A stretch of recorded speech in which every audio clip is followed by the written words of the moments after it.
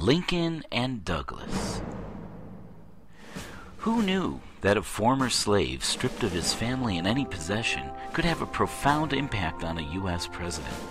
In Abraham Lincoln, Frederick Douglass saw the prospect of a better chance for African Americans in bondage, but he grew disenchanted in the early years of Lincoln's presidency.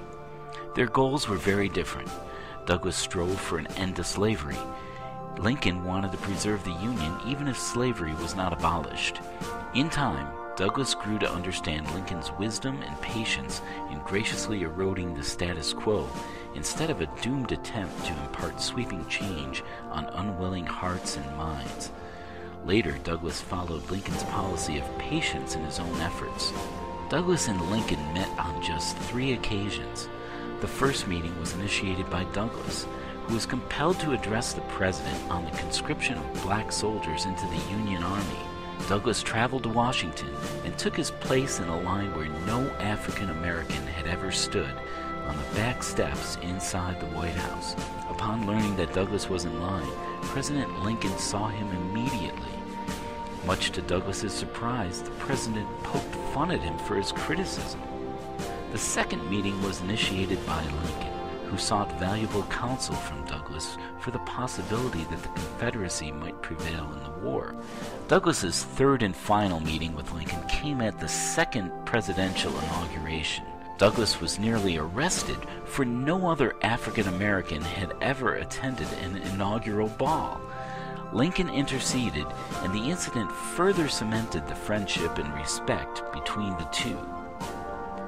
On April 14, 1865, Lincoln was assassinated, and word of the tragedy spread throughout the nation. In Rochester, civic leaders arranged a memorial service, but neglected to invite Douglass to speak. Respectfully, he slipped into the back of the courthouse, and as speakers fumbled and stumbled, the crowd demanded that Douglass be asked to take the podium. He did, and delivered an impromptu eulogy of his martyred friend, Abraham Lincoln, which was brief yet powerful. He eulogized Lincoln on many other occasions. Years later, at the dedication of the Freedmen's Monument at the nation's capital, Douglass said, "Abraham Lincoln was clear in his duty and had an oath in heaven. He calmly and bravely heard the voice of doubt and fear all around him, but he had an oath in heaven, and there was not power enough on earth to make this honest boatman, backwoodsman, and broad-handed splitter of rails evade or violate that sacred oath. He had not been schooled in the ethics of slavery. His plain life had favored his love of truth. He had not been taught that treason and perjury were the proof of honor and honesty. His moral training was against his saying one thing when he meant another." Mary Todd Lincoln was in the crowd that day. Later, she sent a remembrance to Frederick, presenting him with her beloved husband's favorite walking stick, saying that the president would have wanted his friend Douglass to cherish it. Douglass accepted the gift not for himself, but for all freedmen, saying he would keep it for all his days as a reminder of the benevolence shown by Abraham Lincoln to an entire race of people in strife.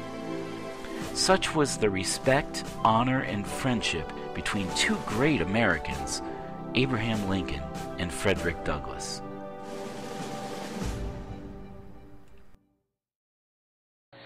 Hi, I'm Kerry, Gleason, professional writer and the screenwriter for the award-winning screenplay North Star, The Life of Frederick Douglass. There's perhaps nobody in the history of mankind that has led a more inspirational life than Frederick Douglass, rising from the depths of enslavement to greatness as an advisor to 5 different American presidents and perhaps the father of the civil rights movement in the United States. So let's all celebrate the amazing life of Frederick Douglass.